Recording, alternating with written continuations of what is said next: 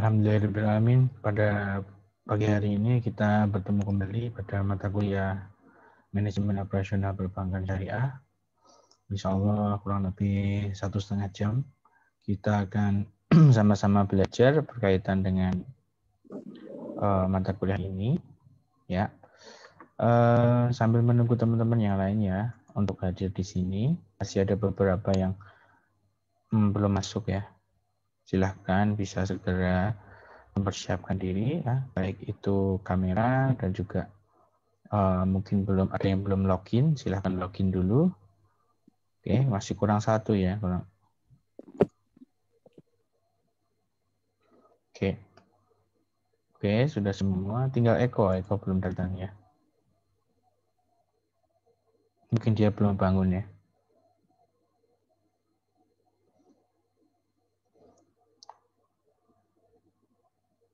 Nur Aisyatul, sudah ada Nur Aisyatul? Sudah, Pak. Oke.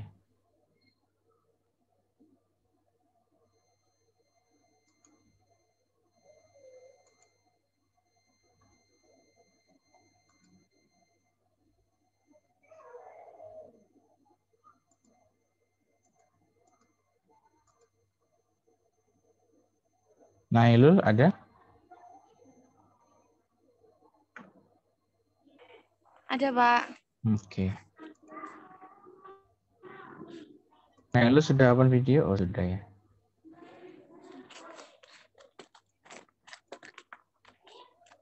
Oke. Oke, kita mulai ya. Silakan dipimpin doa. Terserah siapa.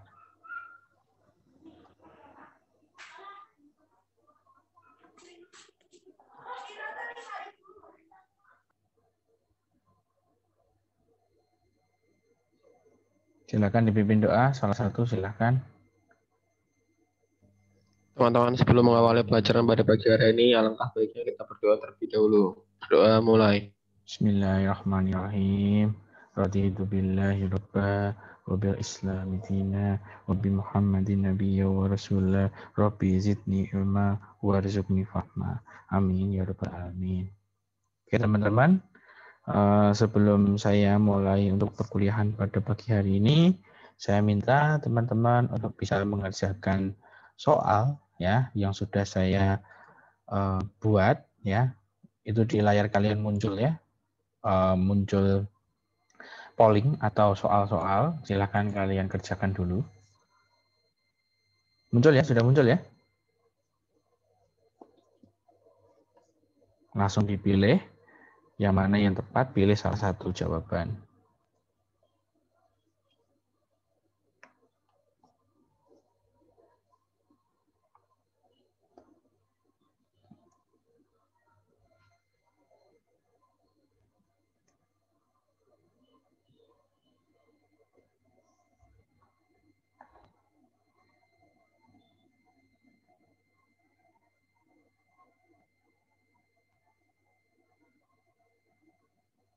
Sambil saya absen ya.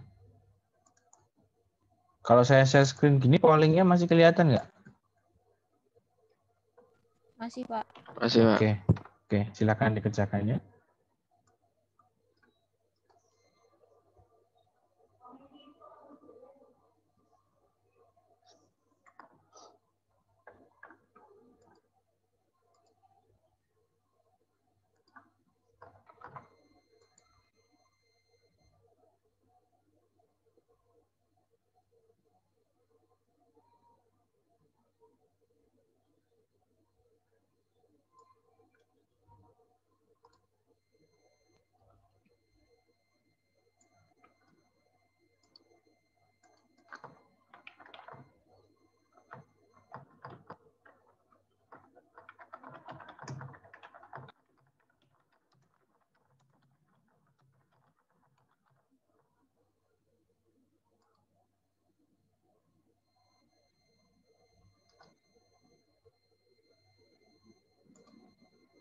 Ya, oke. Sudah masih 33 peserta ya.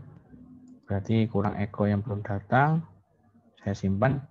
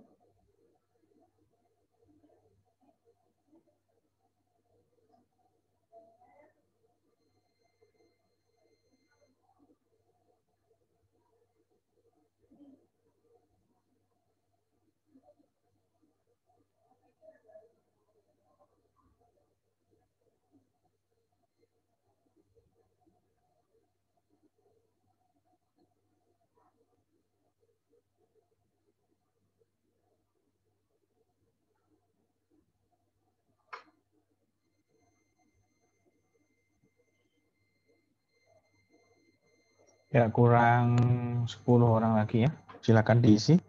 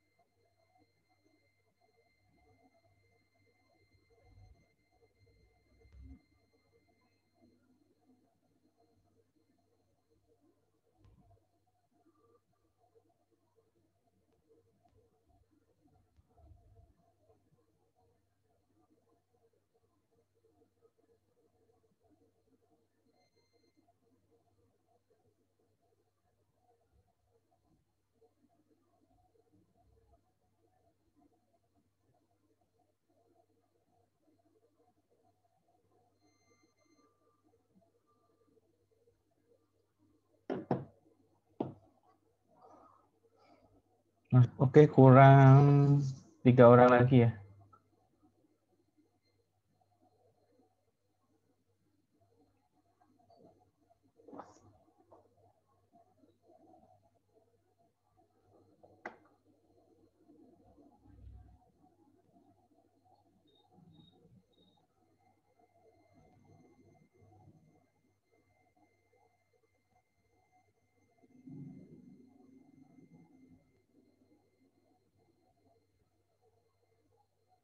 Oke, terima kasih teman-teman sudah mengisi semua. Nah, kalian bisa lihat hasil pollingnya. Kelihatan ya hasilnya ya?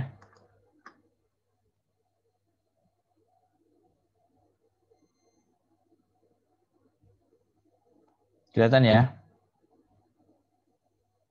Nah, coba kalian simpulkan ya, jawabannya cukup rata, terutama nomor 1, nomor 5 apalagi ya. Jadi masih ada yang tidak tepat menjawabnya.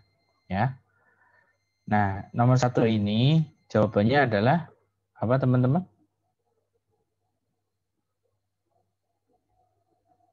Ada yang bisa menjawab? Yang benar apa?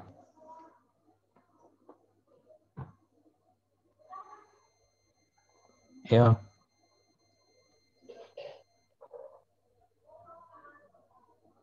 Jawabannya apa? Perantara keuangan. Perantara keuangan. Ya, perantara keuangan ya. Ada 18 orang yang menjawab, kemudian sisanya salah. Nah, kalian berarti belum paham yang jawab salah ini. Kenapa bisa jadi mudharabah? Kenapa jadi murabahah? Ya, padahal dua ini tuh hanyalah akad, ya. Sedangkan yang pemberian dana keuangan dengan akad juga bukan. Penyalur keuangan juga bukan. Kalau penyalur keuangan berarti hanya satu sisi, ya. Kan dia juga bisa menabung. Kita juga bisa menabung di bank syariah. Ya, jadi tolong diperhatikan baik-baik pelajaran saya minggu lalu. Ya, minggu lalu saya mengatakan bahwa sebagai financial intermediary kalau kalian ingat. Nah, itu adalah perantara keuangan. Meskipun dominan tapi cukup 50-50, 56%. Jadi masih ada yang belum paham. Ya.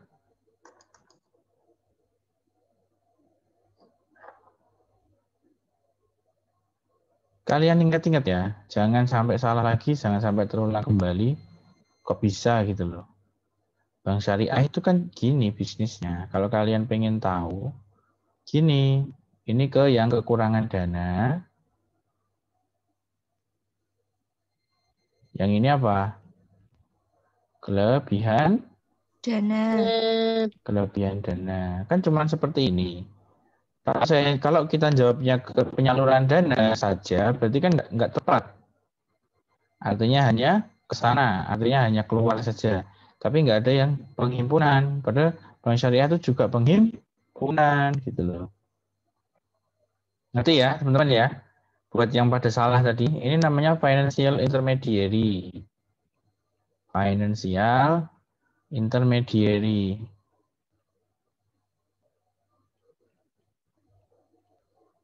Ya, atau perantara keuangan gitu.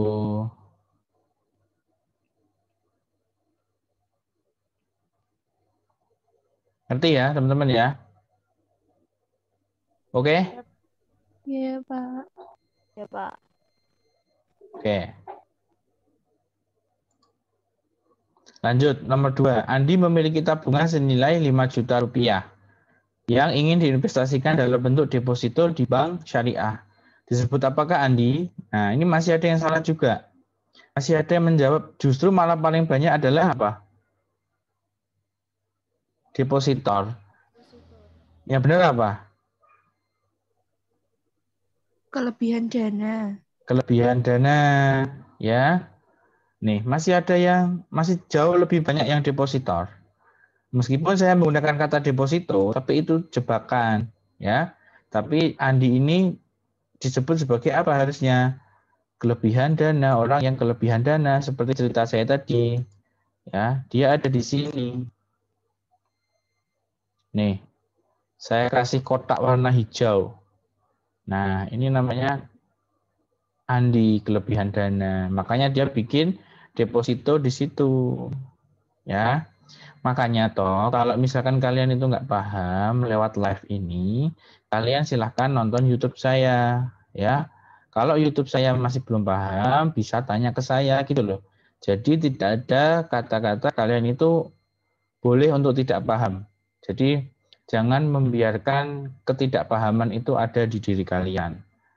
Kalian harus selalu menutup pertemuan perkuliahan itu dengan pemahaman. Kalau nggak paham, silakan ditanyakan siapapun dosennya. Kebetulan di sini dengan saya, ya kalian saya kasih fasilitas untuk bisa Zoom plus YouTube, ya, sehingga kalian bisa memahami apa yang harus dipahami dalam perkuliahan ini. Ya, kalian tidak boleh ya berlalunya pemahaman itu, berlalunya pengajaran saya, kalian tinggalkan. Misalnya, kalian tidak paham pertemuan ini, jangan terus kalian diam aja, jangan terus cuek gitu loh. Kalian harus tanya ke saya atau kalian bisa nonton YouTube saya. Semua itu sudah saya kasih fasilitas ya. Seperti Zoom ini. Zoom ini adalah Zoom Pro. Saya bayar dengan uang saya sendiri. Nah, harusnya kalian manfaatkan itu untuk bisa belajar dengan baik ya. Saya juga menggunakan Zoom ini supaya apa? Supaya saya bisa rekam. Karena kalau saya pakai Zoom yang basic, saya nggak bisa rekam dan 40 menit langsung off semua gitu loh. Ya, maka manfaatkan kesempatan itu untuk belajar dengan baik. Kalau misalkan sinyal kalian jelek, kalian juga bisa lewat YouTube. Semua sudah saya kasih fasilitas. Jadi kalian nggak boleh menyerah dengan ketidakpahaman. Kalau tidak paham ya kalian tanya. Nomor 3, Dita memiliki sebuah usaha penjualan beras untuk merenovasi toko. Dita membutuhkan pendanaan sebesar 50 juta. Maka disebut apakah Dita dalam cerita ini? Pihak kekurangan. Ini banyak yang betul. Tapi masih ada yang menjawab nasabah. Ya, ini salah besar ya nasabah ini. Jadi kalian perhatikan baik-baik ceritanya. Ya. Kalian bisa jawab nomor 3, kenapa nomor 2 salah gitu loh. Ya, kalian kata-katanya aja produknya deposito. Sudah jelas bahwa itu kelebihan dana. Orang yang beli deposito, orang yang istilahnya dia menanamkan uangnya dalam deposito itu disebut dengan orang yang kelebihan dana. Gitu.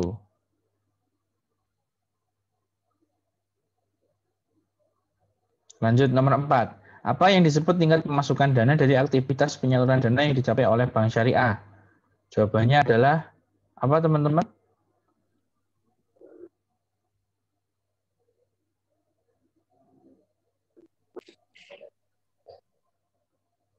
Apa jawabannya? Profitabilitas, Pak. Profitabilitas. Kita lihat masih ada yang menjawab solva, likuiditas, bahkan free cash flow. Kan sudah saya jelaskan minggu lalu ya bahwa kalau kita mau ngomongin tentang bank syariah, berarti kita nanti akan harus mendapatkan apa? Profitabilitas dari sisi penyaluran. Bank syariah itu menyalurkan dana itu untuk apa toh?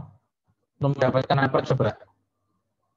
Apa ya? Menyalurkan barang itu untuk membantu sesama. Yaitu tujuan yang kedua. Tujuan yang pertama apa? Ya profitabilitas. Ya, kalau bank syariah nggak profit ya ngapain kita bikin bank syariah? Ya, mending uangnya buat belanja kan gitu. Jadi justru kehadiran bank syariah ini supaya bisa memfasilitasi orang yang kelebihan dana dan disalurkan dalam bentuk produk-produknya, kemudian mendapatkan profit sehingga orang yang ada di sini juga mendapatkan profit. Ini loh, orang yang kelebihan dana juga mendapatkan profit. Tadi si Andi harusnya dapat profit apa enggak? Dapat. Dapat. Kenapa? Karena deposito itu akadnya pasti mudharabah, nggak mungkin akadnya wadiah gitu loh. Ngerti ya? Ya, Pak. Jadi deposito itu pasti mudharabah, tidak mungkin wadiah. Ya, kasusnya adalah si Andi tadi adalah deposito. Maka dia pasti mudharabah akadnya. Kalau mudharabah pasti bagi hasil, gitu loh. Ya, jadi cara berpikir kalian itu cara berpikir yang simpel tapi pas gitu loh, kena. Jadi kalau saya bolak-balik soalnya kalian bisa paham. Gitu. Lalu yang nomor 5, kalian lihat di situ. Jawabannya yang benar apa? Likuiditas. Likuiditas. Tapi masih ada yang menjawab solvabilitas. Saya malah tidak pernah ngomongin solvabilitas dalam perkuliahan ini. Ya, jadi yang kedua, kalau sudah untung, ya bank syariah harus mengembalikan. Ya, mengembalikan apa? Mengembalikan likuiditas. Likuiditas itu liquid. Dari kata liquid, liquid itu cair. Cair berarti apa? Dana yang ada di bank syariah itu bisa dikembalikan dengan cepat atau fleksibel. Ibarat kalian itu eh, menjatuhkan air, itu kan lebih cepat daripada kalian menjatuhkan barang-barang lain. Misalnya barang-barang yang sifatnya kaku kayak apa? Misalnya HP dijatuhkan sama air itu lebih cepat air.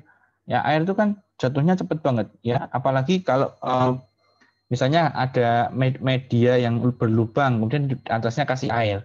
Itu kan airnya akan mengalir ke pori-porinya. Jadi air itu lebih cair, kemana-mana lebih fleksibel. Itulah yang namanya dana yang liquid atau dana yang bisa dikembalikan kepada orang yang kelebihan dana dengan baik gitu loh. Ya dua hal ini yang menjadi fokus dari Bank Syariah. Kenapa dia sangat diawasi oleh pemerintah? Ya karena dua hal ini, jangan sampai dia rugi, dan yang kedua jangan sampai dia likuiditasnya menurun atau likuiditasnya tidak baik. Oke. Nah, itu sedikit review dari saya. Nah, ternyata teman-teman masih banyak yang belum memahami apa yang saya katakan gitu loh. Yang saya katakan di sini adalah tentang pengajaran saya di minggu-minggu lalu gitu loh. Nah, kalian harus paham ini. Ini adalah basicnya. Basicnya ketika kalian menjadi orang bank atau mempelajari perbankan, terutama dalam hal perbankan syariah gitu loh. Bank konvensional maupun bank syariah itu sama, ya seperti ini gitu loh. Paham ya?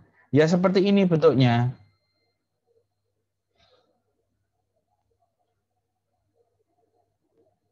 Mau BCA, mau Bank Mandiri Syariah, ya kayak gini. Dia menghimpun dan juga menyalurkan. Gitu loh teman-teman. Jadi jangan sampai kayak gini tuh kalian tidak paham ya. Mungkin kalian apal semua akad-akad, mudharabah, musyarakah, qard, ya, wakalah dan sebagainya. Ya silahkan dihafalkan. Tapi kalau kalian nggak paham bagaimana alur operasionalnya, ya artinya bagaimana sih jalan ceritanya bank syariah itu kok bisa didirikan? Ya kalian percuma. Kalian akan hanya ngerti dari kulitnya saja, ya, bukan dari menyeluruh diri kalian. Kalian paham bahwa oh bank itu bisnisnya seperti ini. Jadi ketika saya ngomong bank itu kalian sudah mikirnya kayak gini gitu loh. Kan beda kalau kita ngomongin perusahaan pemproduksi baju gitu ya. Kan tidak seperti ini model bisnisnya, ya. Model bisnisnya tidak seperti ini. Oke. Silakan ada yang ditanyakan.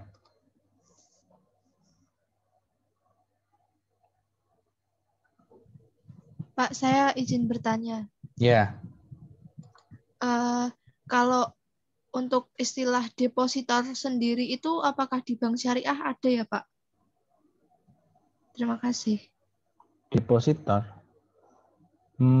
Produknya bank syariah itu bukan bukan apa ya? Bukan bunga ya. Jadi kalau misalkan kita deposito di situ, ya, deposito di situ itu bukan dalam bentuk bunga tapi bagi hasil nanti. Bagi hasilnya itu berbentuk nisbah ya, prosentase. Cuman itu bedanya. Jadi kalau di bank syariah ada depositor ya ada juga gitu. Ya. Artinya orang yang membuat deposito. Gitu ya. Iya, Pak. Terima kasih. Ya. Ada lagi yang ingin ditanyakan?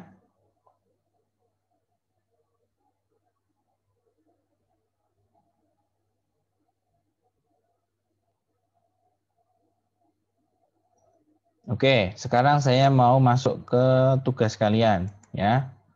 Nah, tugas kalian itu banyak sekali dari kalian yang mengerjakannya itu ngambil dari internet, ya. Coba saya bukakan. Saya sama sekali tidak pernah mengajarkan kalian untuk ngambil di internet. Apapun itu dan dalam bentuk apapun mau kalian ambil terus kalian edit, saya tuh bisa merasakan apakah itu bahasa kalian atau tidak, ya. Seperti misalnya ini, ya. Saya kasih contoh, ya.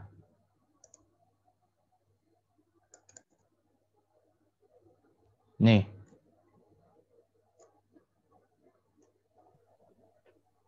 Lihat, saya tidak pernah mengajarkan kalian berkaitan dengan tagihan akseptasi.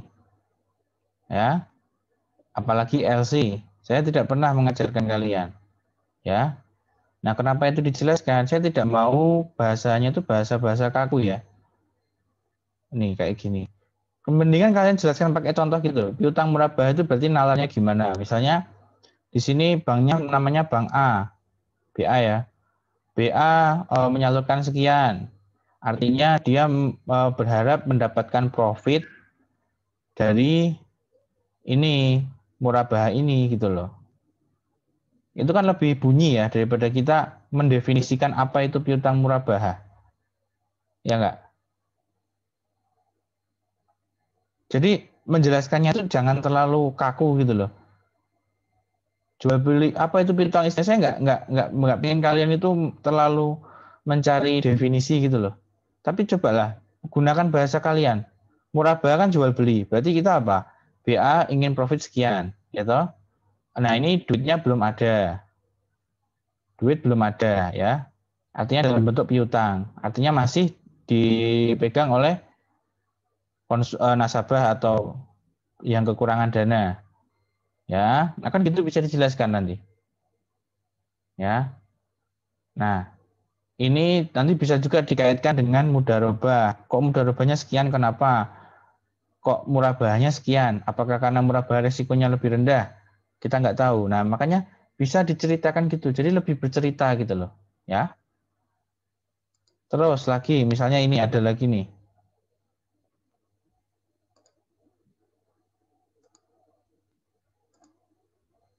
Misalnya ini.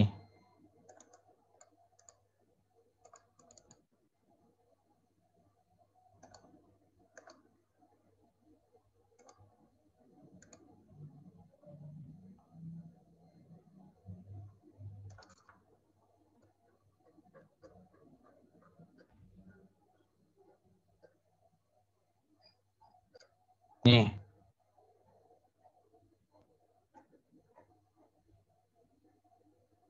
Reverse repo ini apa ini? Coba siapa yang pegang ini? Saya tanya nih.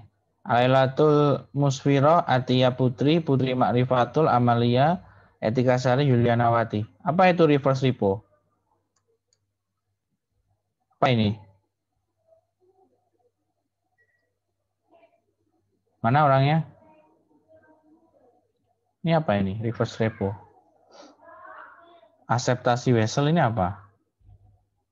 LPEI apa? Banyak banyak diksi yang saya tidak ngerti gitu loh. Ya saya tahu istilahnya, tapi kan saya tidak pernah mengajarkan itu. Apa itu vessel? Sertifikat rumah apa? Apakah saya minta itu? Mana orangnya? Lailatul Musfiro ada mana?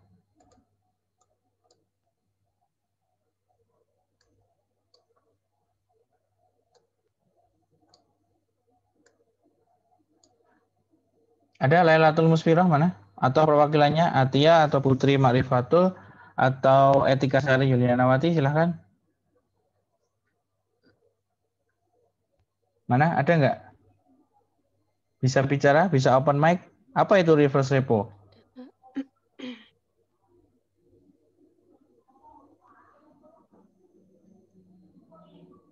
Apa? Saya meminta pertanggungjawaban dari hasil kalian ya. Saya belum menjelaskan kalau reverse repo itu apa.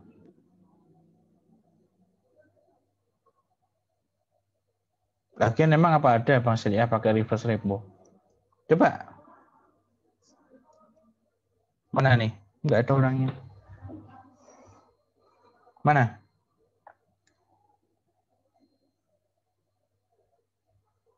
Mana ada yang bisa jelasin kelompoknya mana nih kok diam 1000 bahasa nih? Mana? Saya minta pertanggungjawaban. Ini kenapa? Kalau reverse repo ini maksudnya apa? Terus LPEI ini apa?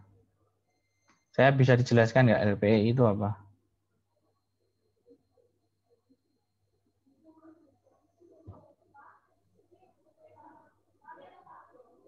Mana? Loh mana kok nggak ada suaranya? Ini loh.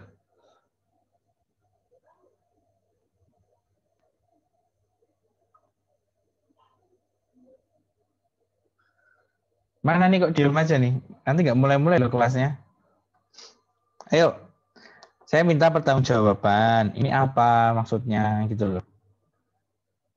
Apa? Reverse repo. Sama, yaitu contohnya itu ya.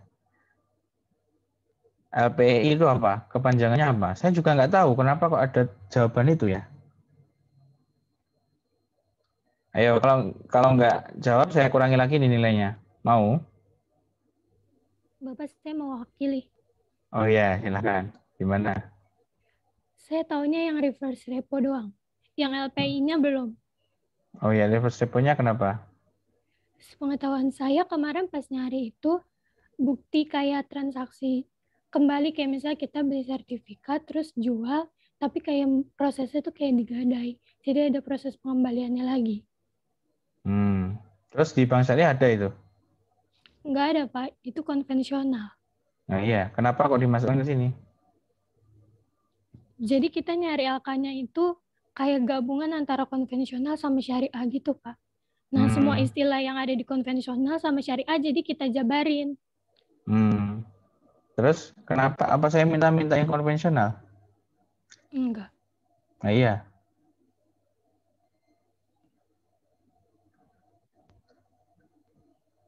Kan cukup yang kalian pahami aja toh, nggak usah yang rumit-rumit.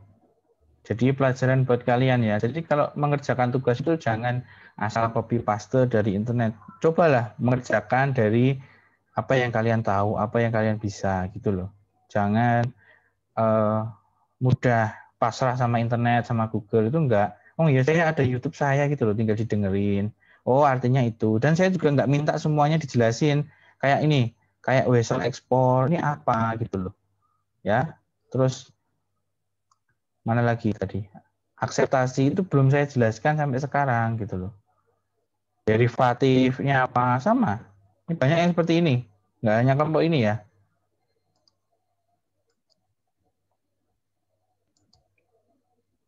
Nih.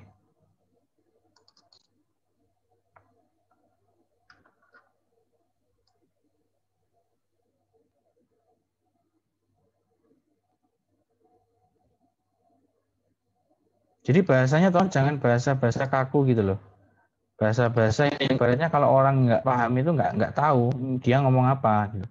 Coba jelaskan lebih santai, lebih apa adanya gitu loh. Nih, saya kasih lihat satu kali lagi nih.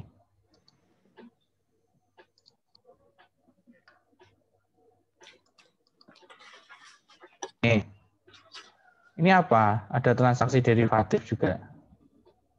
Kok bisa murabah kok transaksi derivatif? Kan saya bukan robot. Ibaratnya saya itu nggak tahu apa-apa. Kalian tinggal jelaskan gitu loh. Kan tinggal jelaskan aja toh. Gini, murabah ini ada mudharabah gitu. Dibuat tabel gini misalnya biar lebih enak. Murabah ini apa? Jelasin. Jadi ibaratnya saya tuh nggak paham apa-apa gitu loh. Saya kasih contoh yang benar ya.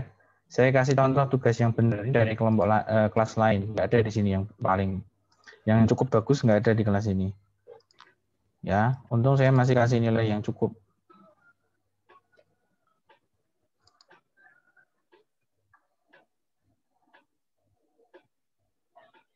Ini loh, kalau kalian pengen lihat yang benar itu kayak gini. Ada nggak yang benar? Ada. Ini kelas lain ya. Kalian lihat cara dia menjelaskan. Nggak usah terlalu banyak copy paste. Tapi pakailah bahasa kalian nih loh. Ya. Nih. Ini kan bahasa-bahasa mahasiswa nih. Jadi misalkan si A sebagai nasabah membutuhkan motor seharga 15 juta dengan akad murabahah. Maka Bank Panindo B memberikan motor tersebut ke dealer motor yang kemudian diberikan ke si A. Nah, model banyak. Nah, ada kata-kata nah, ini kayak kata-kata mahasiswa dia ngomong loh. Ya enggak? Kan di internet enggak seperti itu bahasanya. Itu yang enggak ada di Google atau internet. Maka kalian tuh belajar untuk orisinil gitu loh. Apa yang kalian punya, maka kalian jelaskan di situ gitu loh. Nih. Yang merupakan cadangan uang ketika ada nasabah yang tidak bisa membayar di piutang murabah tadi yang dianggarkan sebesar sekian. Yang di piutang murabah tadi. Ada kata-kata tadi itu berarti kan dia menunjukkan dia lagi ngomong. Gitu loh. Itu kayak gitu yang saya harapkan gitu loh. Bukan bahasa-bahasa kaku, oh ini definisinya seperti ini dari internet, copy atau kalian edit. Saya nggak mau seperti itu ya. Terus ini ada kayak gini. Nih. Yang mana ketika kami lihat secara kasar, sisi aktiva dan pasiva seperti di bawah ini. Nah, yang saya harapkan itu seperti ini gitu loh. Dana yang disalurkan 8,1 T, dana yang dihimpun 8,5 T. Ya. Berarti apa? Sisanya dana untuk mengembalikan likuiditas ke nasabah. Itu benar. Nah, seperti itu yang saya harapkan gitu loh. Ada hitung-hitungan kasar kami seperti ini ya. Pakai bahasa kalian. Jadi jangan asal copy paste itu loh. Kalau kalian tidak merasakan pemahaman, tidak paham, ya kalian nanti ke belakang nggak akan ngerti gitu loh. Paham ya? Lain kali jangan seperti itu lagi. Ya, di kelas saya maupun di kelas lain itu sering saya menjumpai itu mahasiswa hanya copy paste ambil dari internet kemudian atau diedit. Itu sangat tidak akademis ya, atau itu melanggar etika dalam akademis sebenarnya. Yang paling penting itu kalian harus jujur. Itu nomor 1 di dunia akademis. Jujur aja, kalau kalian memang tahunya seperti itu ya seperti itu. Ya, misalnya tinggal akun-akunnya kan saya nggak minta semuanya. Mungkin hanya yang saya ajarkan, misalkan kayak piutang mudharabah, piutang murabah. Tulis di situ udah, itu aja. Yang lain nggak usah, kalau kalian memang nggak paham. Oke ya, gitu ya. Ada pertanyaan? Nanti saya kirim hasilnya.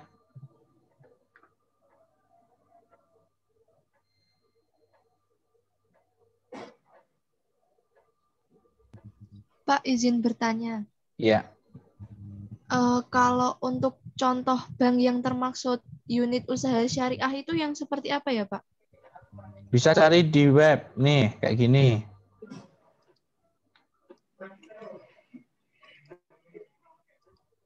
Cari aja di sini. Bank Syariah. Cari aja di OJK ada itu. OJK. Nih, kasih tahu.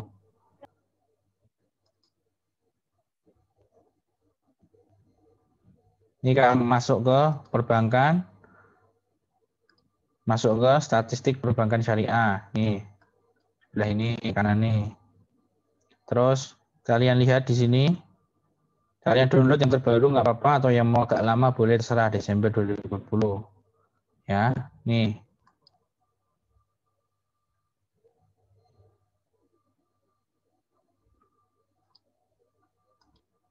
Nih, syariah banking statistik. Di sini sudah ada semua. Siapa yang UUS, siapa yang BUS. Kalian lihat di sini. Ini Bank Umum Syariah, sebentar.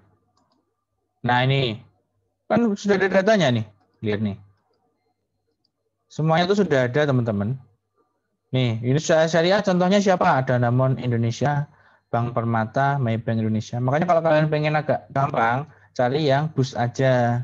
Nih, yang nomor 1 sampai 14 ini. Ya, cari yang TBK dulu.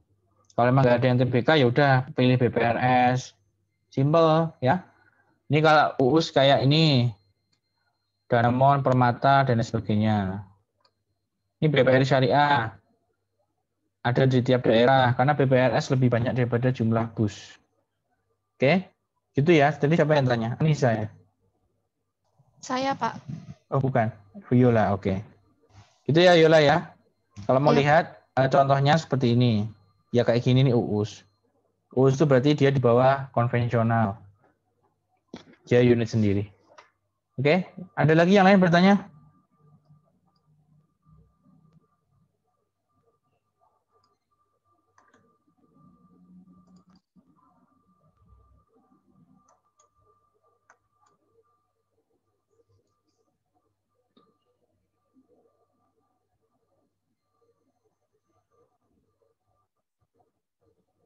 Oke, sekarang kita masuk ke 3 ya. Atau pertemuan 3. Bab 3 ini kita akan mempelajari operasional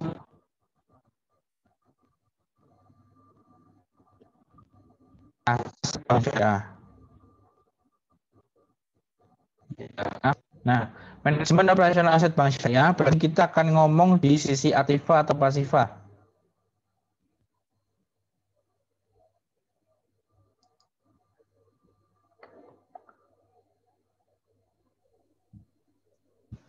Aktiva. Aktiva. Kenapa kok bisa aktiva?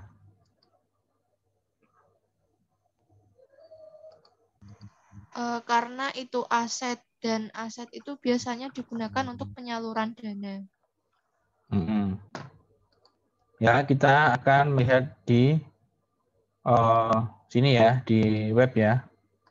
Kita download dulu laporan keuangan yang ada catatannya. Ya, kita butuh itu.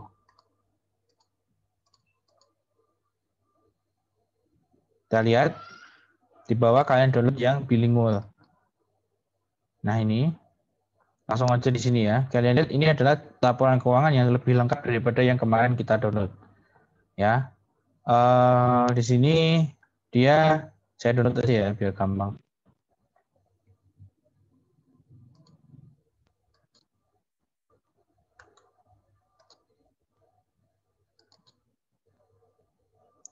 Sudah muncul ya? Sudah, Pak. Ini ya muncul ya teman-teman ya. Yuk, hari ini kita akan mempelajari tentang aset. Jadi kalau kalian lihat di sisi aset, berarti sebelah kiri itu ada beberapa poin-poin yang perlu kita pahami. Kalau saya ngomongkan aset, ya, kalau saya ngomong aset berarti otak kalian harus langsung ngeling bahwa kita akan mikir dari sebelah kiri. Ya, sebelah kiri, dan itu adalah penyaluran. Jadi kalian nggak usah bayangin ke tabungan ya. Ini sudah beda lagi ceritanya. Hari ini kita akan ke penyaluran dulu. Ya, ke penyaluran dulu. Nah, setelah dari penyaluran nanti insya Allah minggu depan kita ke penghimpunan. Ya. Nah, sekarang kalau otak kalian berpikir ke penyaluran, berarti ini adalah uang keluar. Ya, jangan sampai kebalik. Ini uang keluar. Ya. Uang keluar. Artinya di sisi penyaluran. Ya. Nah, di sini ada beberapa poin. Yang pertama ada namanya kas. Yang kedua ada namanya giro dan penempatan pada Bank Indonesia. Yang ketiga adalah giro dan penempatan pada bank lain. Yang keempat adalah investasi pada surat berharga. Yang kelima adalah tagihan akseptasi. Ya. Nah, sekarang kita akan bedah satu-satu. Ya, sebenarnya kalau kita ngomong giro pada Bank Indonesia itu apa toh, Pak? Giro pada penempatan bank lain itu apa toh, Pak? Ya, ini berguna supaya apa? Supaya teman-teman tuh paham yang disalurkan oleh bank syariah itu apa aja. Yang dijadikan alat untuk mendapatkan keuntungan itu apa aja. Ya, jangan sampai kalian nggak paham, Pak, bank syariah itu untungnya dari mana ya, Pak? Nggak ngerti, itu jangan sampai ya. Jadi kali ini kalian harus tahu apa saja produk-produk atau aktivitas-aktivitas yang bisa menjadi keuntungan bagi bank syariah. Tidak hanya berdasarkan akad-akad yang sudah kita jelaskan, kayak mudharabah, murabah, itu pasti menguntungkan. Tapi kita lihat dari sisi yang lain ada nggak, Pak? Nah, di sini ada 5. Yang pertama adalah kas. Jelas kas ini berarti urusan dompet. Dompet itu berarti adalah uang paling liquid, uang yang paling siap dimiliki oleh perusahaan untuk digunakan dalam hal apapun. Itu namanya kas. Kalau kalian pergi ke kampus bawa uang 500.000, itu namanya kas kalian. Ya, jadi Bank Syariah ini punya uang sebesar 262 miliar. Ya, ini dinyatakan dalam juta ya. Dalam juta. 262 miliar itu cash dalam bentuk uang di dalam mesin ATM mereka. 262 miliar. Ya, ini simpel kalau kas. Hanya untuk menjaga likuiditas dia. Karena dia nggak mungkin kasnya sedikit. Kasnya pasti harus banyak. Karena transaksinya juga banyak. Nah, yang kedua ini yang perlu kalian pahami adalah giro dan penempatan pada Bank Indonesia. Nah, apa itu, Pak? Jangan kebalik. Jangan kebalik. Giro dan penempatan pada Bank Indonesia dari sisi aset. Berarti ini uang keluar dari bank syariah yang ditempatkan di Bank Indonesia. Bukan Bank Indonesia menempatkan di bank syariah ini atau di BRI. Ini BRI syariah ya.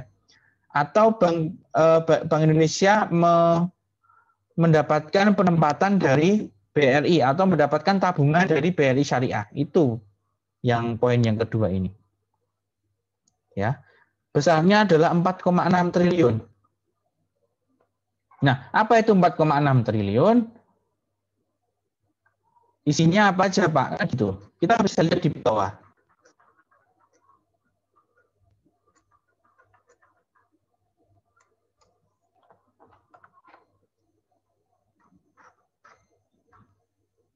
Nih. Ini ya, kasnya tadi yang ini. Ini kas. Ini kas, ya. Terus yang kedua adalah giro dan penempatan pada Bank Indonesia. Di sini ada rupiah sebanyak 4,595 triliun.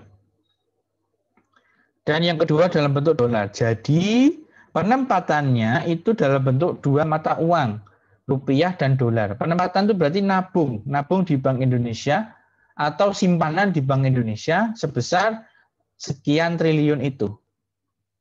Paham ya maksud saya ya? Iya, Pak.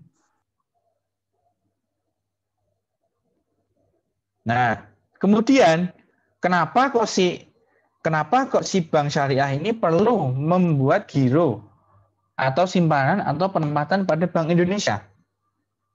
Karena ada aturan namanya rasio giro wajib minimum. Ya. Nah, jadi yang namanya bank syariah itu wajib menempatkan dananya di sini. Kita kembali ke sini ya. Jadi BS itu menyalurkan yang pertama tadi apa? Dalam bentuk kas, artinya dia simpan dalam bentuk aset. Dan itu adalah dalam bentuk giro pada Indonesia, di mana diwajibkan menggunakan yang namanya ukuran giro wajib minimum. Ya, giro wajib minimum. Jadi dia hampir kas. Hampir sama dengan kas, hampir sama. Saya ngomong hampir sama karena ada bedanya. Yang pertama giro wajib minimum ini nanti ada return-nya atau ada bagi hasilnya, ada keuntungannya. Nanti kita lihat berapa. Nah, ternyata setelah kita lihat komposisinya tadi, itu ternyata yang rupiah berapa persen?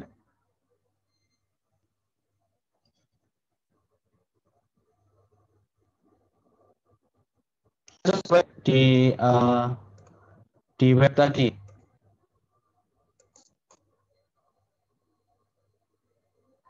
Nih, berapa? 4,54. 2,89.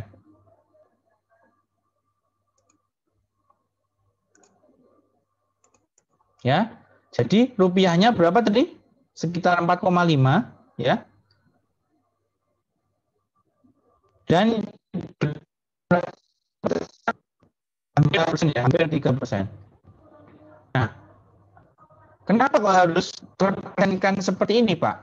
Karena yang namanya perbankan itu industri yang sangat highly regulated. Highly regulated artinya sangat diatur. Jadi sangat diatur. Diatur oleh siapa? Diatur oleh pemerintah, dalam hal ini oleh Bank Indonesia. Ya. Aturannya apa, Pak? Nih, kalian bisa lihat di sini.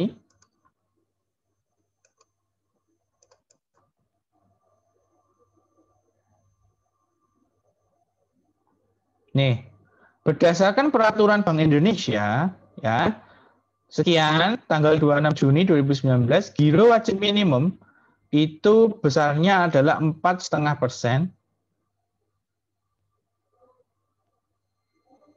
Ya, minimal 4,5% dan 1% dari dana pihak ketiga. Nah, ini sudah dihitung. Dana pihak ketiga itu dana apa? Ada yang tahu dana pihak ketiga itu dana apa?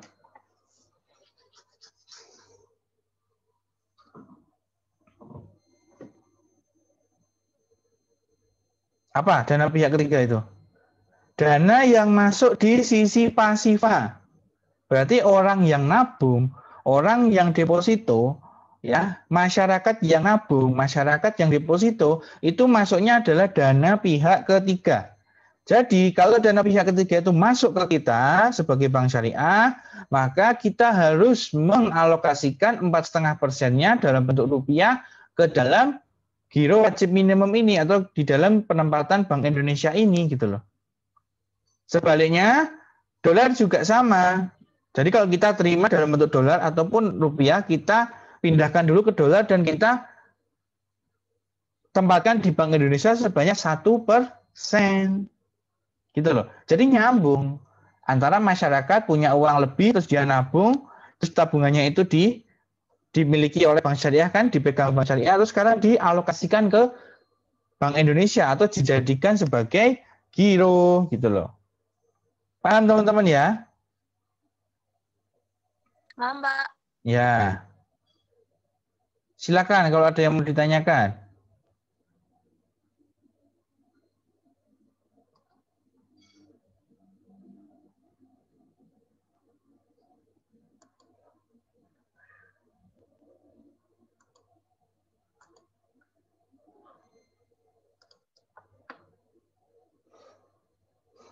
Ya.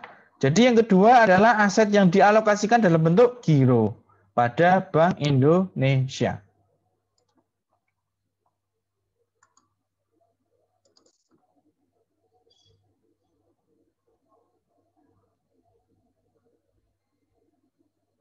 Oke, kalian lihat lagi di web, ya.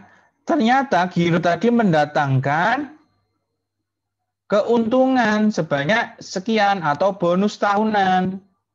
Nih, 4,97% dan 5,78%.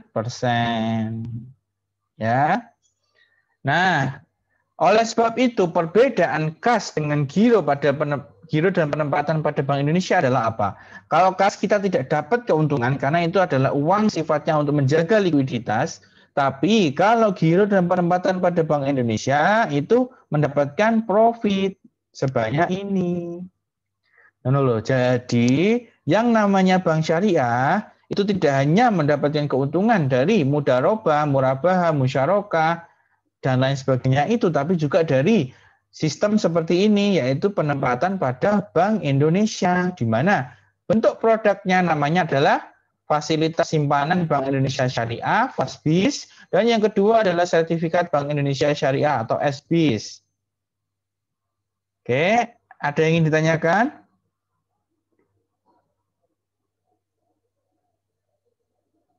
Jadi menyalur, yang namanya pasar keuangan, yang namanya bank syariah itu berada dalam satu sistem namanya financial market, pasar keuangan sebuah negara, di mana dia menjadi jembatan antara yang kelebihan dana dengan yang kekurangan dana. Coba kalau kalian bayangkan di dunia kita tidak ada bank, maka kita tidak bisa menabung dengan jumlah yang kecil. Bayangkan Anda selalu investasi ke perusahaan besar, tentu uang Anda nggak akan cukup. Kasihan masyarakat yang menengah ke bawah, gitu loh. Dan akan menimbulkan biaya yang besar kalau Anda harus mengawasi setiap perusahaan yang ada di Indonesia. Dengan ada bank, maka kalian bisa punya uang sedikit-sedikit atau banyak, kalian serahkan kepada bank uang kalian untuk diinvestasikan atau disalurkan supaya mendapatkan profitabilitas gitu loh. Jadi nyambung gitu loh. Semuanya nyambung sebagai perantara keuangan. Pak mau tanya, Pak. Silakan. Itu kan penempatan giro dalam kepada Bank Indonesia itu kan mendapatkan profit ya, Pak. Itu profitnya dari mana, Pak? Profitnya dari bagi hasil Bank Indonesia. Jadi Bank Indonesia juga punya produk namanya ini, Sertifikat Bank Indonesia Syariah. Jadi Bank Indonesia kan punya laba, punya keuntungan juga. Dia menanamkan investasi di tempat apa lagi kan ada lagi. Nah kemudian sertifikat ini diakadkan bagi hasil ya, karena namanya syariah. Kemudian dia dapat persenan. Jadi persenan ini kan naik turun ya. Kita lihat 2018 sampai 2019 kan naik. Itu berarti ada apa? Ada usaha di sini. Ya, usaha ini dilakukan oleh Bank Indonesia. Ya, kalau profit dia kasih bonus gitu loh. Gitu ya. Bahasa sederhananya seperti itu. Biar kalian paham dan jelas. Yang penting alurnya kalian tahu kan? Set, set gitu. Gitu ya. Oke, saya lanjut ya. Nah, selain itu, kita juga investasi pada hal lain lagi, ya.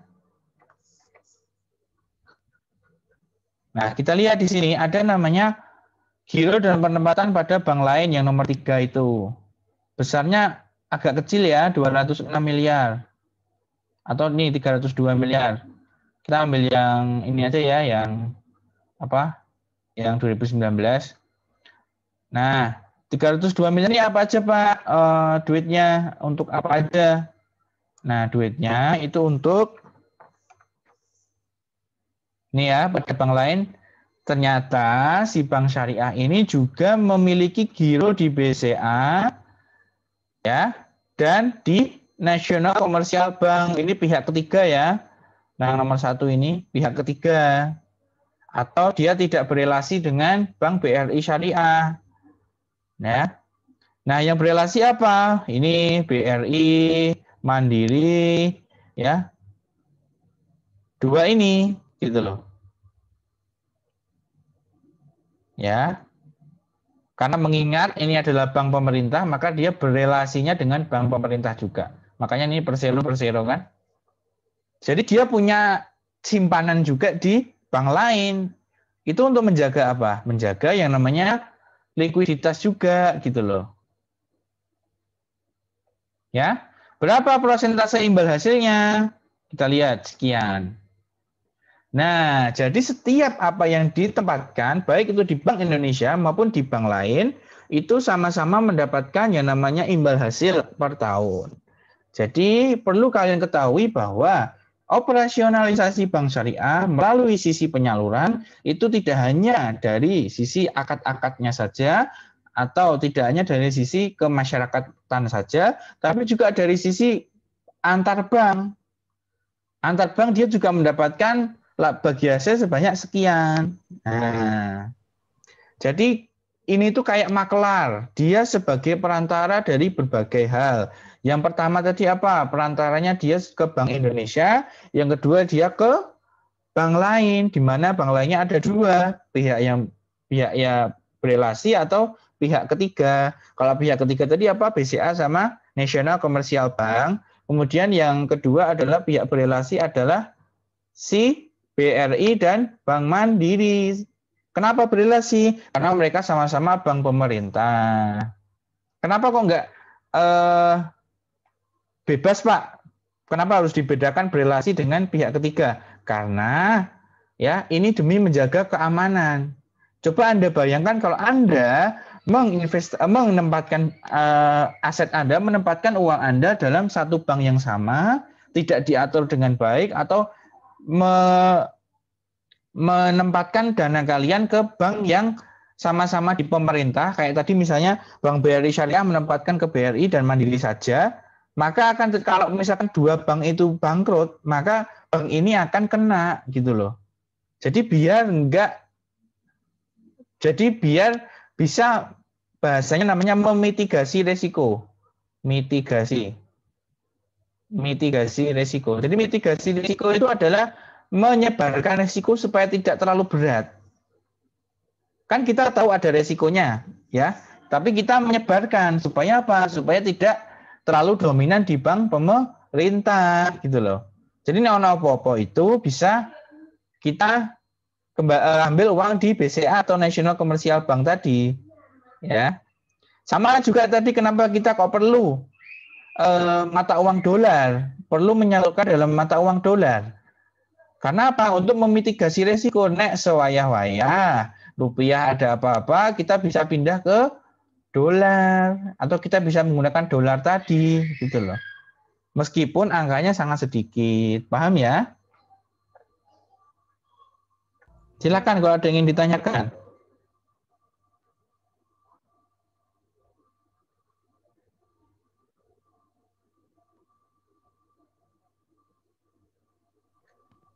Untuk valuta asingnya apakah harus dolar, Pak?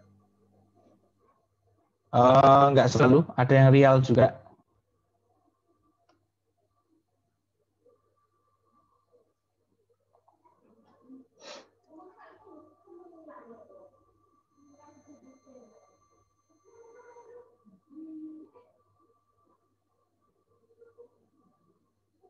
Oke? Ada yang ingin tanya? Sudah ya? Kita lanjut ya. Oke, kita tulis dulu di notes tadi ya, bahwa kita sudah sampai di giro pada bank lain ya. Ini saya tulis di sini. Giro pada bank lain. Giro pada bank lain.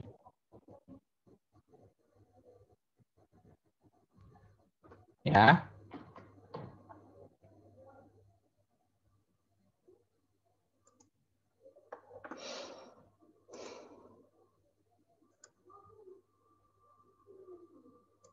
Kita lanjut. Nah, sekarang kita masuk di investasi pada surat berharga. Nah, ini yang repo-repo tadi.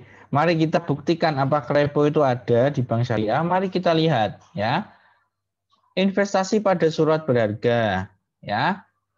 Nah, pada poin yang ketiga ini yang ketiga ya. Tadi yang pertama adalah kas, yang kedua ini keempat ya berarti ya. Yang pertama adalah kas, yang kedua giro pada Bank Indonesia, yang ketiga adalah giro pada bank lain, dan ini adalah investasi pada surat berharga. Itu yang keempat. Ya. Nah, surat berharga. Kata-katanya adalah surat berharga. Artinya adalah ada sebuah efek atau aset yang dijadikan alat investasi perusahaan. Ya, apa itu di sini contohnya? Nah, di sini adalah contohnya suku. Ada yang tahu suku itu apa?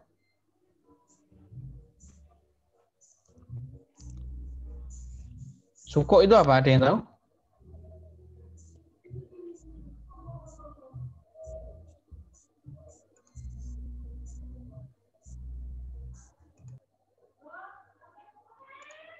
Suku ada yang tahu? Nggak ada ya? Suku itu saudara kembarnya obligasi. Pernah dengar obligasi? Pernah. Apa itu? Ada yang tahu? Pernah dengar tapi nggak tahu. Surat hutang. Apa? Surat hutang. Surat hutang. Gimana ceritanya?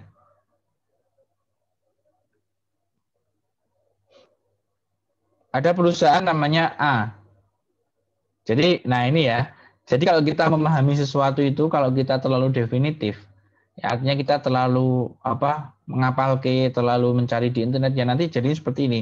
Obligasi definisinya apa ya? Surat utang. Tidak salah, memang betul. Tapi bagaimana ceritanya kan kita harus tahu, ya. Jadi kalian tahu ceritanya aja, nggak usah dihafalin apa. Saya juga nggak ngapalin definisinya apa. Tapi saya tahu ceritanya gimana.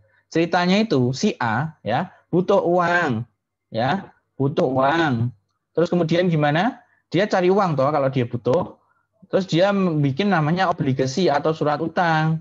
Ya, aku mau butuh duit. Silakan, siapa yang mau ngasih aku utang? Ya, siapa yang mau ngasih saya utang? Ternyata di sini ada perusahaan B, C, D. Ditanyain berapa utangmu? Mintanya di sini 5 miliar. Ya.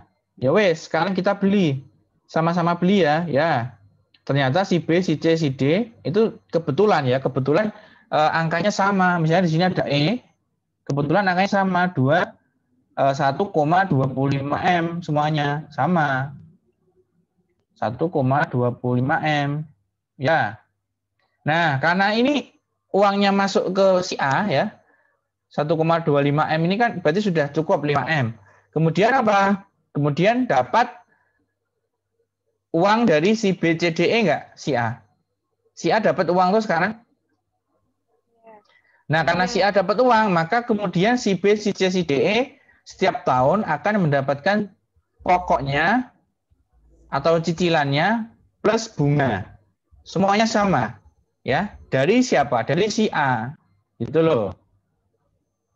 Misalnya pokoknya berapa tadi? 1,25 M. Terus bunganya adalah 10% per tahun.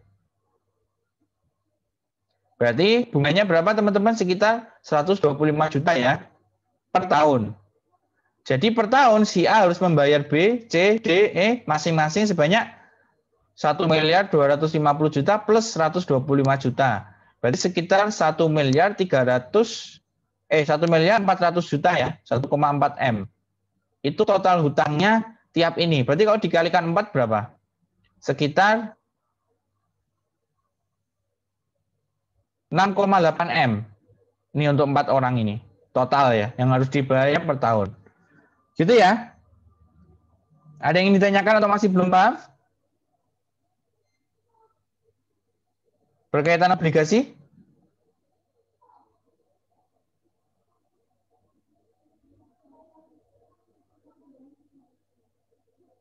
Ya? Gitu ya? Nah, sekarang sukuk. Kalau sukuk berarti sama mekanismenya dengan obligasi, hanya saja dia tidak pakai bunga, tapi pakainya bagi hasil. Jadi tidak ada 10%, tidak ada 15%. Adanya adalah bagi hasil kalau misalkan si A punya usaha terus sukses.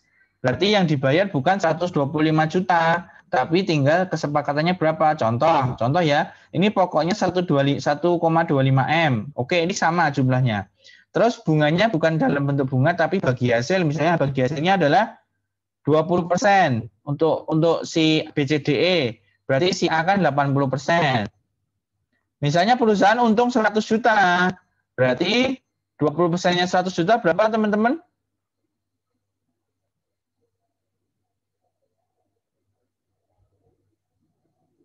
Berapa 20%-nya 100 juta? 20 juta. 20 juta gitu loh. Ya. 20 juta ini dibayarkan ke siapa?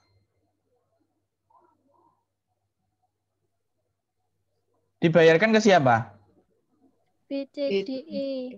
BCDE. Sementara si A labanya dapat berapa? 80 juta. 80 juta. Jadi gitu ya, bukan bunga kalau suku itu. Oke ya, paham ya? Ada yang ingin ditanyakan?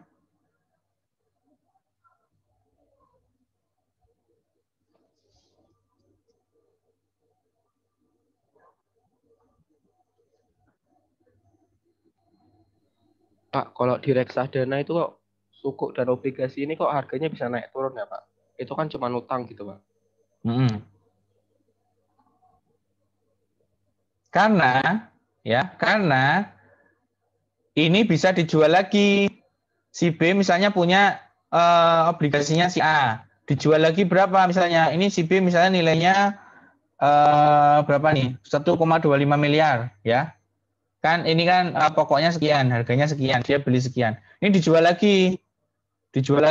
Nah, kalau dijual lagi maka terjadi pertemuan antara permintaan dan penawaran, ada yang mau beli. Misalnya ada si F. Si F datang, wah kalau tak beli 1,3 boleh nggak? 1,3 miliar ya. Oh boleh, si B boleh. Maka si B jual ke sini ya. Sementara si B mendapat berapa? 1,3 miliar ya. 1,3 miliar, tapi dia sudah tidak punya pokok lagi. Ya, sudah tidak punya pokok lagi. Nanti tinggal bunganya masuk ke F. Karena sekarang kepemilikan surat tersebut dimiliki oleh siapa? F gitu loh. Jadi kenapa kok bisa naik turun? Karena pasti dijual lagi.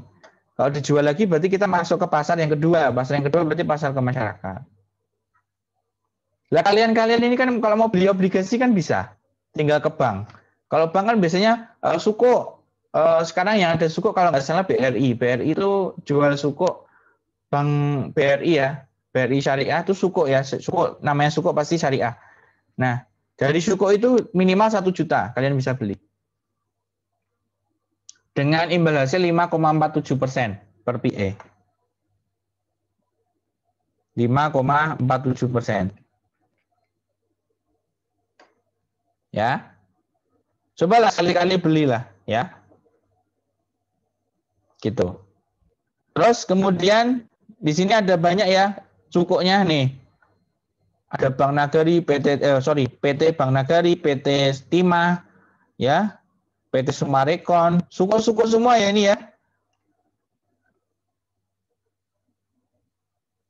Ya, itu namanya investasi pada surat berharga. Jadi teman-teman, kesimpulannya bank syariah itu juga sama seperti manusia. Dia juga mengeluarkan aset, dia juga mengeluarkan uang untuk bisa membeli sukuk-sukuk tadi. Kita lihat imbal hasilnya berapa? Total semuanya. Jadi yang namanya investasi pada surat berharga pasti mendatangkan keuntungan ya teman-teman ya.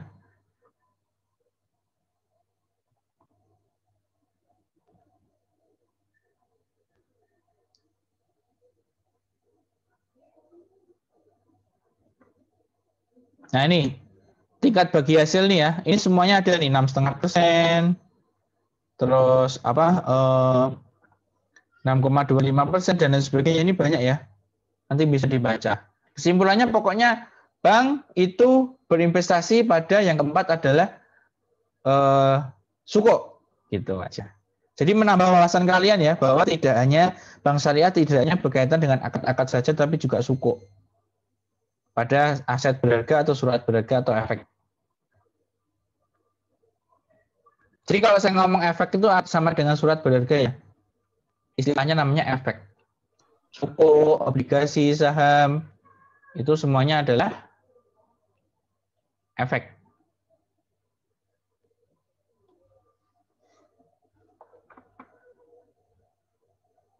Yes, ya. Ya, yang terakhir adalah akseptasi. Nah, ini yang kemarin yang tadi jawab akseptasi apa ini baru tak jelaskan sekarang ya. Akseptasi itu biasanya dalam bentuk LC, letter of credit. Ya, letter of credit itu jaminan bahwa akan ada pembayaran dari luar negeri. Misalnya ya, misalnya ada nasabah itu mau dapat uang dari si A yang ada di luar negeri. Nah, dia khawatir dapat uang apa enggak, maka dia minta tolong bank untuk menjaminkan. Nah, kayak gitulah istilahnya. Kurang lebih seperti itu.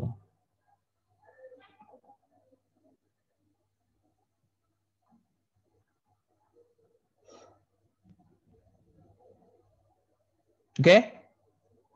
Ada yang ingin ditanyakan teman-teman? Silahkan.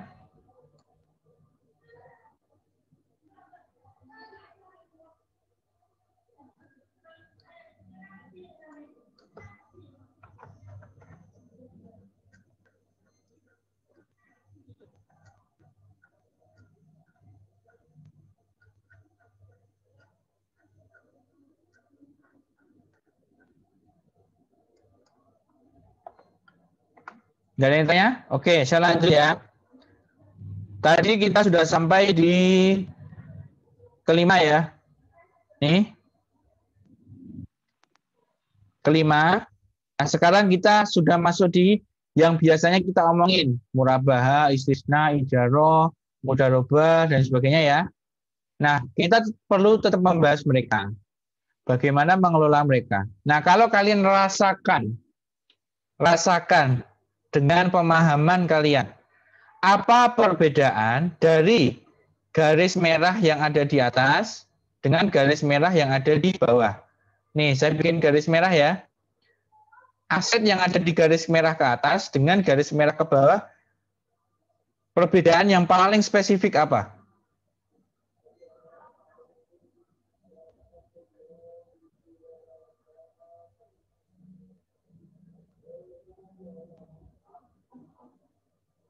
Perbedaan yang paling spesifik apa, teman-teman?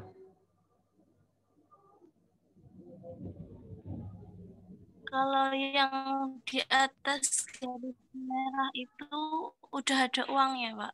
Tapi kalau yang garis bawah masih piutang. Maksudnya gimana? Kan ini cuma udah ada uangnya, tapi ini sudah diinvestasikan. Ini juga diinvestasikan, ini juga sudah. Ini sudah juga. Sama atau? Ayo apa? Kalau yang atas, kita hubungannya sama pihak ketiga. Atau sama-sama bank, sama-sama perusahaan. Yang atas itu udah pasti untung, Pak. Tapi kalau yang bawah? Masa udah pasti untung? Kan bisa aja rugi kan bagi hasil. Kayak sukuk kan bagi hasil. Bisa nggak rugi? Bisa. Ya. Apa perbedaannya? Kalau yang atas ini adalah pihak ketiga atau pihak-pihak yang sama-sama besar kayak antara kita dengan Bank Indonesia. Kitanya misalnya di sini Bank BRI Syariah ya. Tadi kan BRI dengan BI, BRI dengan BCA. Kalau kalian lihat aset-aset yang di atas ini hubungannya sama orang atau perusahaan yang lebih besar, bukan pada masyarakat. Sementara kalau yang di bawah ini dia lebih ke masyarakat. Jadi kalau kalian berpikir mudarobah, murabah, istisna, ijaroh, dan sebagainya itu pasti hubungannya sama masyarakat atau kalaupun usaha kecil. Nggak mungkin sebesar BCA dia minta dana dari BRI. Nggak mungkin.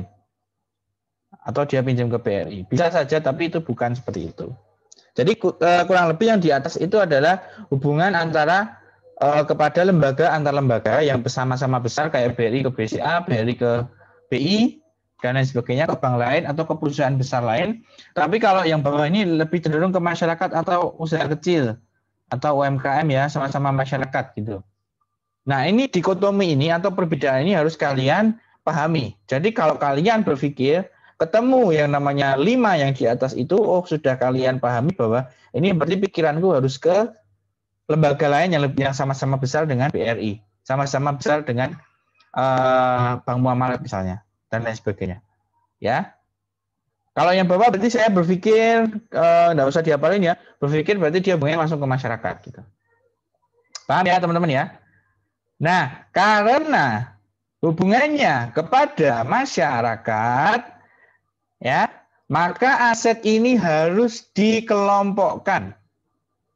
Maksudnya Pak dikelompokkan? Gini, mari kita lihat peraturan dari Bank Indonesia berkaitan dengan murabahah dan lain sebagainya. Bentar ya, saya bukakan. Di awal perkuliahan tadi saya sudah mengatakan bahwa yang namanya perbankan itu selalu highly regulated. Ya, highly regulated itu adalah sangat diatur oleh pihak pemerintah. Ya, kenapa diatur? Karena dia beresiko tinggi. Nah, ini adalah salah satu peraturan berkaitan dengan penilaian kualitas aset Bank Umum Syariah dan unit usaha syariah. Sebenarnya ada juga penilaian kualitas aset Bank Pembiayaan Syariah atau BPR Syariah, ya. Tapi di sini saya kelompokkan dulu ke sini dulu ya. Nah, kita bisa lihat di sini, ya.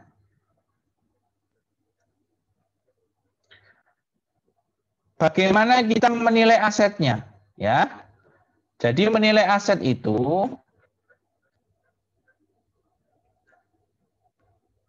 nih, penilaian atas kualitas aset produktif dalam bentuk pembiayaan dilakukan berdasarkan faktor sebagai berikut. Jadi, piutang mudarobah, piutang murabahah, piutang sewa, ijarah, piutang dan lain-lain itu dinilai berdasarkan 3 hal ini. 1, 2, 3. Ya, misalnya contoh, kita mau memprospek satu pengusaha, namanya A. Dinilai prospek usahanya bagaimana, kinerjanya bagaimana, kemampuan membayarnya bagaimana, misalnya. Ya, nah di sini sudah ada sub-subnya. Kalau tadi faktor yang pertama itu berkaitan dengan apa tadi? Yang pertama prospek usaha itu berarti berkaitan dengan potensi pertumbuhan usaha, kondisi pasar dan lain sebagainya ini. Jadi ada sub penilaian lagi, ya, sub penilaiannya lagi ada. Ini yang kedua adalah sub penilaian untuk kinerja, ya. Kemudian yang ketiga adalah kriteria penilaian, sub penilaian untuk yang ketiga atau kemampuan membayar, ya. Ini ada sampai F ya, 1, 2, 3, 4, 5, 6. Nah, setelah dinilai mereka dikelompokkan dalam 5 kelompok, ya. Namanya lancar, dalam perhatian khusus, kurang lancar, diragukan atau macet. Jadi dinilai dulu tadi 3 hal tadi ya, 1, 2, 3. Dinilai semuanya nasabah A, bagaimana selama ini bayarnya nunggak apa enggak, ya toh? Masuk mana, sudah dinilai. Misalnya di sini kisaran nilainya 90 sampai 100 misalnya gitu ya. Nah, ini nanti dimasukkan ke sini, ke lancar. Set. Kalau misalkan nunggak seminggu, masukkan ke dalam perhatian khusus. Nah, ini semua sudah ada di laporan keuangan. Kita bisa lihat di sini, ya. Kita lihat piutang muraba besarnya berapa, teman-teman?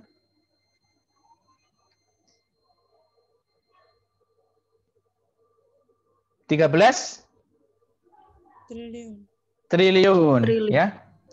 Kita lihat 13 triliun ini lancar semua apa enggak? Kan BRI Syariah ya, lancar semua apa enggak? Kita lihat.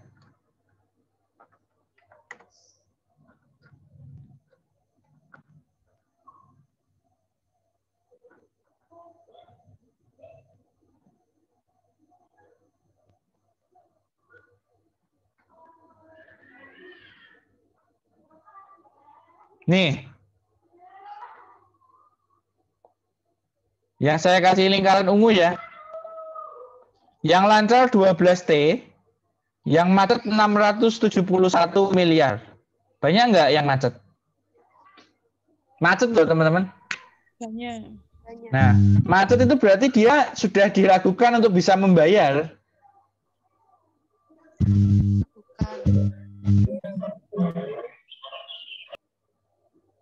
Gitu ya. Nah, sekarang kita lihat di bawahnya.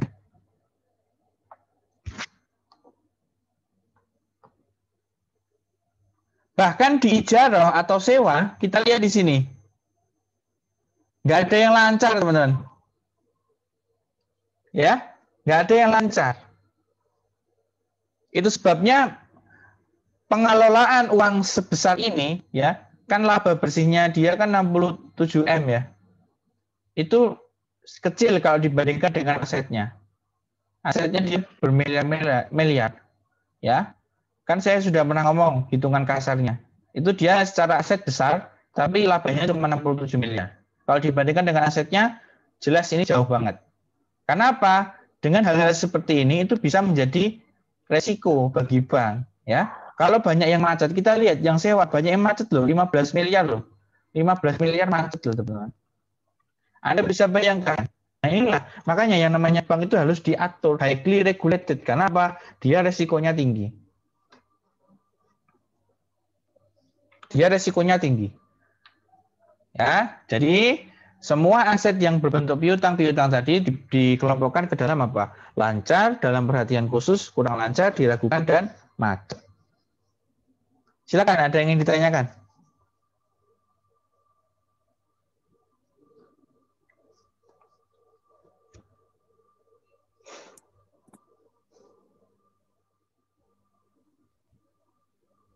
Silakan, ada yang ditanyakan? Jadi tadi ada 3 penilaian ya, kinerja, kemampuan membayar, dan apa tadi? Satunya apa? Prospek ya. Ini ya 3 ini ya. Terus dinilai. Kalau sudah dinilai nanti dikelompokkan.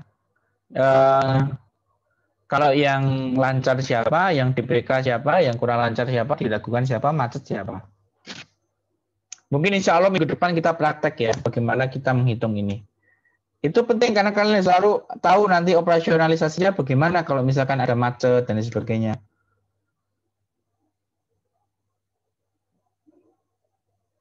Berapa angka toleransi macet gitu. Yang boleh macet itu berapa? Nanti kan ada peraturannya itu semua.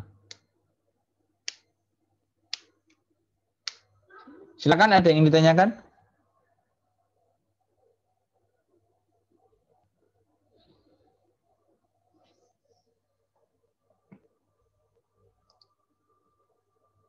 Oke. Ya, berhubung waktu sudah habis ya. Nanti kita sambung minggu depan. Silakan dipimpin doa. Teman-teman, untuk mengakhiri pelajaran pada pagi hari ini, alangkah baiknya untuk kita berdoa. Berdoa mulai. Bismillahirrahmanirrahim.